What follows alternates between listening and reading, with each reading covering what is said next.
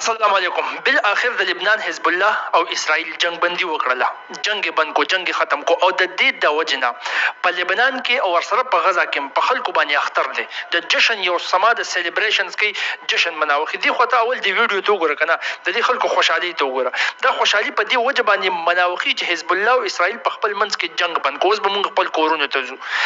به وسه خلک دي ظاهره خبره ده، یا د غزا خلک او د لبنان خلک دا اوس خو دومره پاور نشته چې د اسرائیل سره ډغره ووي. نو بس په دې باندې خوشحالي مناوي چې اسرائیل هم په دې رضا شو، حزب الله هم په دې باندې رضا شو چې جنگ بند کړي. خو وګوره سیز فایر بټوین لبنان اند حزب الله اند اسرائیل. په لبنان کې چې کوم ګروپ دی چې د لبنان خو یو خپل آرمي د آرمي نه حزب الله جوړ په د اسرائیل سره کنه دا غوي سره د اسرائیل خبره رااله او جنگ بند کو. دنیا په ټوله دنیا په آرټیکل چاپ کړي دي. خو وګوره اسرائیل سیز فایر ود لبنان ورسره میکس پیس ان غزه ایورلس لایک. اوس د دې څه مطلب شو؟ پاغي باندې دی پوم. خو د غزه خلکو تم داسې ښکاري چې یاره د لبنان د حزب الله سره اسرائیل جنگ بندي وکړله، نو کېدای شي چې دا یو سټیپي، کېدای شي چې دا یو سیګنل ورکړي دې طرف ته چې د په غزه کې جنگ بند کړي، د ورو د جنگ بندۍ طرف ته روان دي. اوس دا وشو څنګه؟ دا خو به تا ته کلیر شي. خو ته اول دا واوره چې د سیز فایر کې دوی وویل څه دا علاقه نه ده، دا د لبنان چې کوم ساودرن علاقه ده، جنوبي علاقه، په دې ځای کې مینلی حزب الله راغلی او د اسرائیل نار طرف ته په دې ځای کې اسرائیلي آرمي راغلی و، هغه مخ ورننوتي و جلب دلته ګرمونه. په دې ځای کې چې کوم خلک په دې ځای کې په کورونو کې اوسېدل هغوی د دې ځای نه خپلې کډې وړې وې، تللي وو. ظاهره خبره ده جنګ شروع. اوس چې سیز فایر وشو نو دوی وویل چې په 60 ورځو کې دننه 60 ډیز 60 ورځې ټایم یې ورکړو چې د دې ځای نه به حزب الله والے نه دي، دوی به اخوا لاړ شي او اسرائیلي آرمي به دې خوا راشي. دغه ځای به په 60 ورځو کې دوی خالي کوي. صحیح شو؟ دی په دې سیز فایر ډیل کې دوی لیکلي دي. بیا به څه چلو شي په دغه ایریا کې د لبنان چې دا کوم ساودرن علاقه ده چې حزب الله به د دې ځای نه اخوا لاړ شي، دغلته کې به د لبنان خپل آرمي نه، د لبنان آرمډ فورسز دا به راشي او ورسره یونایټډ سټیټس امریکا خپل یو ټاسک فورس جوړ کړی دی چې په هغې کې فرنچ سولجرز، فرنچ فوجیان هم دي. دوی به راشي او په دې ځای کې به د هغوی تعیناتي وشي، هغوی به په دې ځای کې کښېني د دې دپاره چې دا اسرائیل او دا د لبنان حزب الله خپل منځ کې واپس جړپ ګرم نه کړي.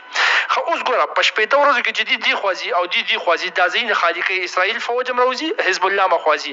دلته کې چې د کومو خلکو کورونه و هغوی به واپس خپل کورونو ته راځي. نو دا اصل کې خوشحالي ټول هغوی مناوخي. او ورسره د کمال خبره دا ده چې کم کسان پکې راغلي دي الریډي خپل کورونو ته رادن نشو کنه د سیز فایر د ډیل نه بعد. نو حزب الله والا ورله پکې چټۍ او پیسې پرخي وي او ورته په چټۍ کې دا لیکلي وو چې مونږ ستاسو نه معافي غواړو، مونږ ستاسو کورونه استعمال کړو د جنگ لپاره، د شیلټر لپاره، د خوراک څښاک لپاره، د اوسېدو لپاره. خو دا زموږ مجبوري وه، د دې نه بغیر مونږ څه کولی نه شو. لهذا ستاسو مونږ شکریا ادا کوو.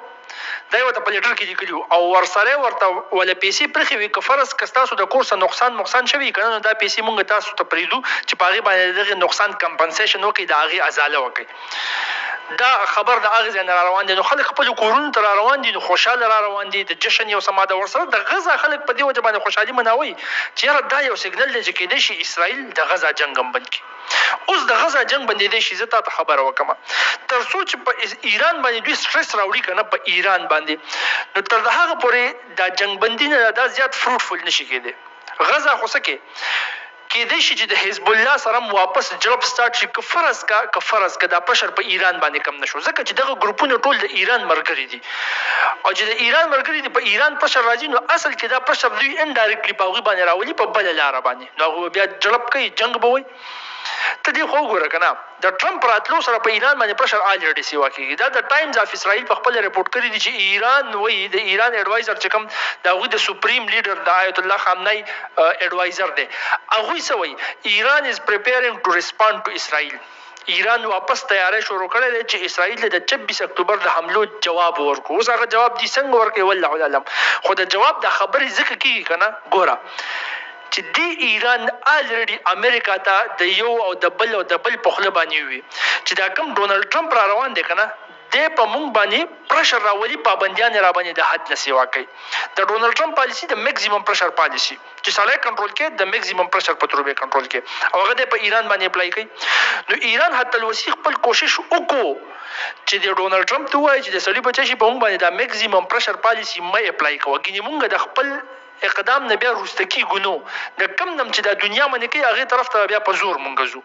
خو ډونالډ ټرمپ خو وروسته کېدو والا نه دی. نو دوی هغه خبرې کول شروع کړو ګوره چې مونږ نه دی واپس په اسرائیل باندې د ریسپانډ کولو د حملې کولو تیاری شروع کړی دی. او کېدیم شي څه امپاسبل نه ده، کېدیم شي چې د جو بایډن د تلو نه مخکې د ډونالډ ټرمپ د راتلو نه مخکې ایران یوه حمله په اسرائیل وکړي د جړپ ګرمولو دپاره چې ته په ما باندې پرشر راولي، پابندیان یې راباندې لګې، زه دله دا بچی دلته کې خرابوم وام یې درله. او دې خوا ته وګوره که نه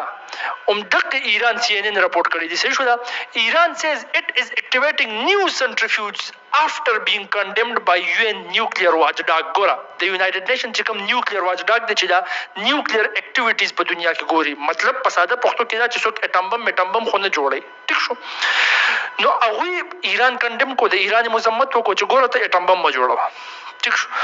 ایران څه چلو کو، ایران د یونایټډ نیشن د انټرنیشنل اټامیک انرژي ایجنسی والا چیف راوغوښتو، موږ په کلاس اخیستی و که نه، او د هغه په خوله باندې ووي امریکې ته چې یو خو ته امریکې ته دا ووایه چې په موږ باندې دا پابندیانې نه لګوي، بل به ورته دا ووایي که فرض کړه د اسرائیل چې په 26 اکتوبر باندې حمله کوي که نه، که زمونږ نیوکلیر سایټ چې ټارګټ کړه بیا خیر نشته. نو هغه د IAEA چیف ووایي په خپله، د یونایټډ نیشن د اقوام متحده هغه چیف د IAEA چیف یادوم چې یاره د ایران نیوکلیر سایټس نه دي، دا دې نه ټارګټ کېږي. او ورسره دا هم امریکې ته ویل چې یاره په دوی باندې هغه پابندیانې مه لګوئ، دومره میکزیمم پرشر پرې مه راوله. دوی الټا چې څومره پرې ته پرشر راولي دی به الټا هغې طرف ته ځي کوم څیز نه چې ته منې کړې. نو هغه ته وګوره هغوی ووایي که نه، وایي مونږ نوي سنټریفیوج اکټیویټ کړه. نوي سنټریفیوج اکټیویټ کړل څه مطلب د کوم څیز په ترو باندې چې اټم بم جوړېږي. ګوره سنټریفیوګیشن یو خپل پروسس دی، د دې په ترو باندې یورینیم انریچمنټ کېږي. چې کله هم ساینټیفیکلی دا ایکسپلین کوو بیا به زه تاسو په دې باندې پوه کړم چې سنټریفیوګل فورس څه دی او سنټریفیوج کار څنګه کوي او یورینیم انریچمنټ کېږي څنګه. نو دا سنټریفیوج ته اوس دې ټایم کې صرف دونه ومنه چې سنټریفیوج یو ماشین دی، د دې په ترو باندې هغه یورینیم نه دی، هغه خالص کېږي، انریچ کېږي، کوم چې په اټم بم کې استعمالېږي. نو هغه ایران وایي چې مونږ نوي راوړل او نوي مې اکټیویټ کړل. مطلب د خبرې نه دا چې اټم بم تیارو چې څومره هم ته منې کې اوقمره مونږ تیارو. نو د هغې د وجې نه د هغوی پرشر ښه سیوا کېږي، او څومره چې د هغوی پرشر سیوا کېږي دا پرشر یوازې په ایران نه، ایران چې څوک سپورټ کوي هغوی طرف ته ځي، او چې هغوی طرف ته ځي هغوی خو به جړپ وایي، هغوی خو به جګړه کوي. نو په دې وجه باندې دا سیز فایر خو شو، الله دې پکې خیر واچوي، خو دومره فروټفل ښکاري نه. ورسره دا وګوره دا تھریټس هم آیت الله خامنه‌ای وایي چې دا کم د ICC والا نه دی، انټرنیشنل کریمینل کورټ، د نتنیاهو د پرایم منسټر نتنیاهو او د هغوی ډیفنس منسټر یاف ګیلنټ خلاف ارست وارنټ جاری کړو کنه چې دا د گرفتار کړل شي. نو د ایران سپریم لیډر آیت الله خامنه‌ای وایي چې گرفتاری د دوی لپاره بس نه دی، کوټ له پکار دی چې دغه اسرائیلي لیډرز نه دي د دوی د مرګ اعلان وکړي چې دا مړه کول پکار دي، دا واجب القتل دي، دوی له سزا ورکړل شي، د مرګ سزا دی ول ورکړل شي. نو مطلب د خبرې نه دا دی چې د هغې طرف نه امریکا څومره اګریسیونس شو کوي که نه، نو ایران د هغې اګریسیونس نه دی، مطلب د هغې پرشر د هغې دباو د وجې نه دی غلی کېږي، نو اوقمره جواب سیوا ورکوي. یو قسم له د نیوټن تړل لا اپلای کېږي، every action has an equal reaction but opposite in direction، هغه شی پې اپلای کېږي. نو هغه خو به بیا مسله جوړوي، هغه خو سیز فایر فروټفل نه ثابتوي که نه. او ډونالډ ټرمپ څنګه میکزیمم پرشر راوړي ګوره زه تا اوس په هغې باندې پوه کړم. دا خبرې خو تا ته ما بار کړیم دي، اوس چې هغه خپل کوم کابینټ جوړوي که نه په هغې باندې زما ښه برابر نظر دی، یو کس دی زه ګورم، او د هغې نه پته ظاهره لګي چې ما ته پته لګي، خو ایران ته خو به ډایرکټ لازمن پته لګي چې او په موږ باندې د دباو راوستو، په فلسطین باندې د دباو راوستو، د بیت المقدس او د یروشلم د قبضه کولو د دې پوره تیاری روان دی. دې خو وګوره ډونالډ ټرمپ په خپل کابینټ کې یو دا کس واغستو،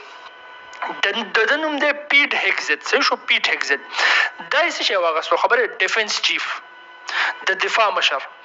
اوس پورې هغه لایډ آسټن و که نه ډیفنس چیف و، اوس یې ډیفنس چیف دا کړ، دا ډونالډ ټرمپ واغستو. اوس د ده په باره کې که زه تا ته ووایم که نه، تا ته پته شته د ده میشن، د ده سوچ دا دی چې په ټوله دنیا کې د عیسایت خور شي، کرسچیانیټي نه ده، عیسایت دا دې خور شي. د مسلمانانو چې زمونږ نه کوم ځایونه اخیستي دي د کروسیډز په جنګونو کې، کوم جنګونه چې اوس زمونږ شوي چې هغه ځایونه ته ټول والي او په ټوله دنیا باندې د عیسایت راج راشي.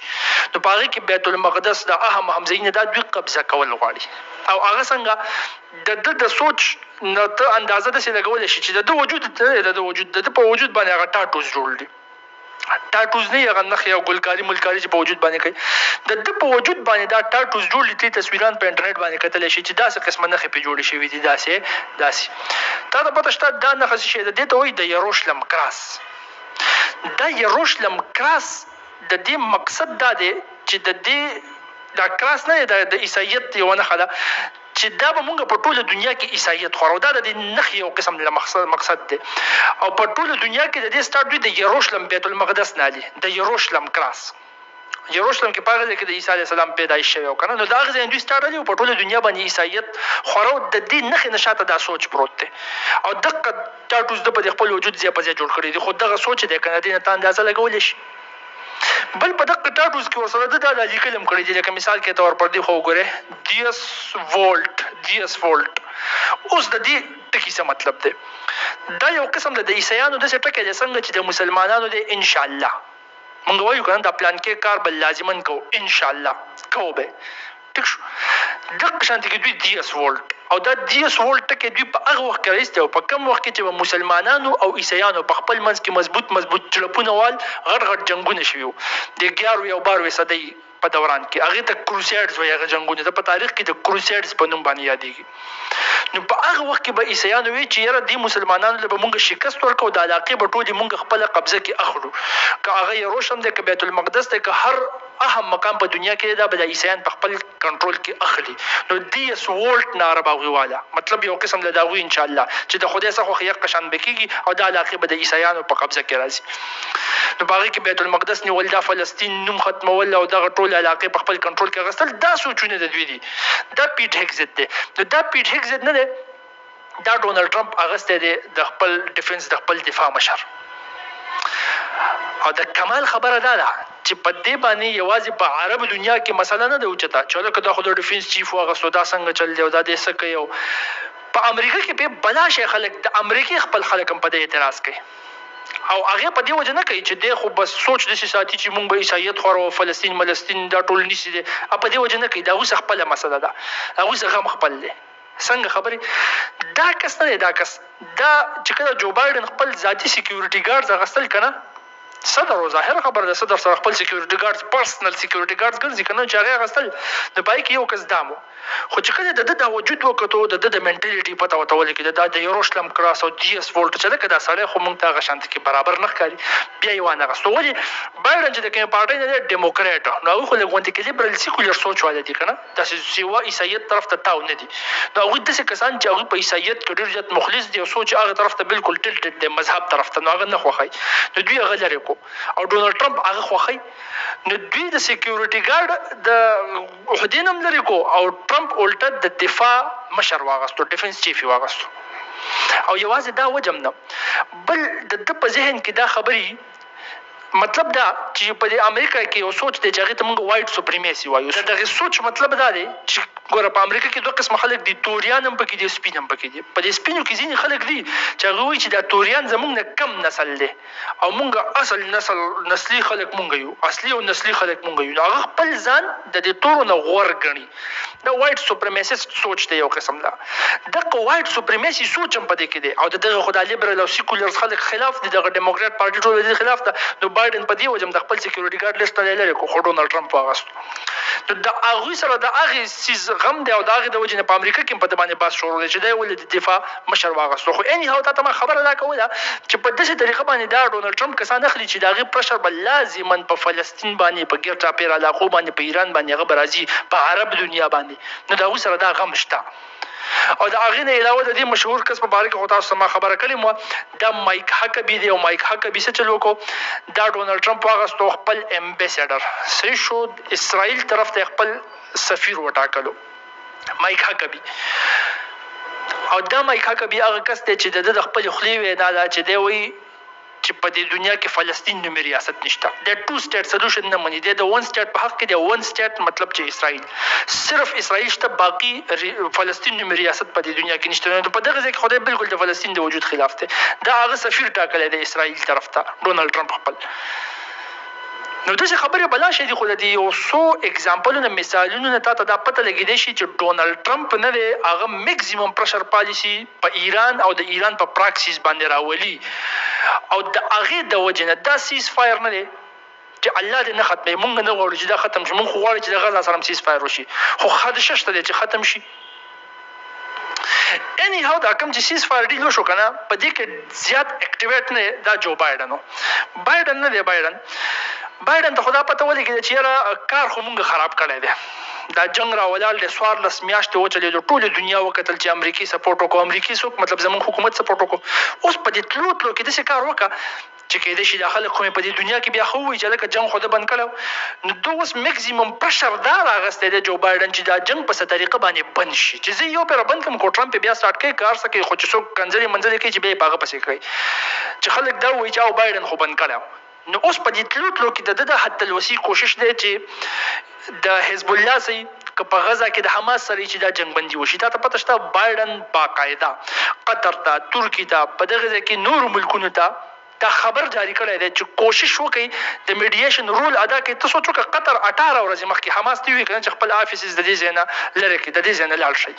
اق قطر او د ډونالد ټرمپ د پرشر د وجې تاسو په ما پوهه کړی وای اق قطر ته جو بایدن واپس وی کتا استری دي که هر څه دي کړی دي ترکی ته مو تم په خپل اکټیویټ شو په هر طریقه باندې چی دا جنگ بندي وکي ولي وکي مطلب دا چې بل ورځ له خزرواني استفاده مونږ چې زما د ټول مخکې زه یو پرسیز فایر ډیل وکم کنه د حزب الله سره د حماس سره چې جنگ دغه کې زما په دور حکومت کې ودرېږي نو کو بیا روسته ټرمپ سٹارټ کړي چې دنیا ګوته ټرمپ نه شي د په خپل سیاست کوي